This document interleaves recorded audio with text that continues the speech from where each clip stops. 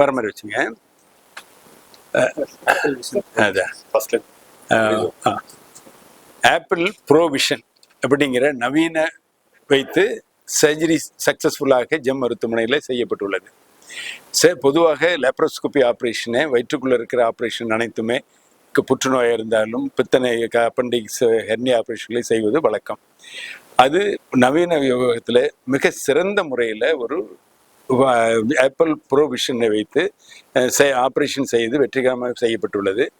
இது மற்ற கேமராவுக்கும் இதற்கு என்ன அப்படின்னா, இது ஒரு இமர்ஷன் டெக்னாலஜியை பயன்படுத்தி பண்ணுறதுனால அந்த சர்ஜரியினுடைய உறுப்புகள் அனைத்துமே மிக துல்லியமாக பன்மடங்கு பெரிதுபடுத்தி காண்பிக்கக்கூடிய வசதி பெற்றுள்ளது.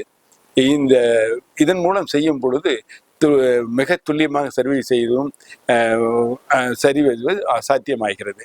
இது இந்தியாவில் முதல் முறையாக செய்யப்பட்டது. இந்த ஆப்பிள் ப்ரோ விஷன் அப்படிங்கிறது ஒரு சினிமா போன்ற என்டர்டெயின்மெண்ட் ப்ரோக்ராமுக்காக ஆப்பிள் இன்ட்ரோடியூஸ் பண்ணது. ஆனால் இதையே ஏன் நம்ம மிகவும் சிறப்பாக சமையலை பார்க்கும் பொழுது சினிமாவில் பார்க்குற மாதிரி நம்ம ஆப்ரேஷன் பண்ண முடியுமே அப்படிங்கிறதுக்காக இதில் முதல் முறையாக நம்ம பார்த்தசாரதி வெங்கட் அவர்களும் சேர்ந்து இதனுடைய சர்ஜரியில் பயன்படுத்தினாங்க. அந்த சர்ஜரியில் பல வகையான சர்ஜரிகளை இப்போ நம்ம பயன்படுத்தியிருக்கோம். வெற்றிகரமாக இருக்குது. வருங்காலத்தில் இது போன்ற வர்றதுக்கு வாய்ப்பு நிறைய இருக்கிறது. அந்த வகையில் இது மிகவும் வெற்றிகரமாக நடந்து உள்ளது.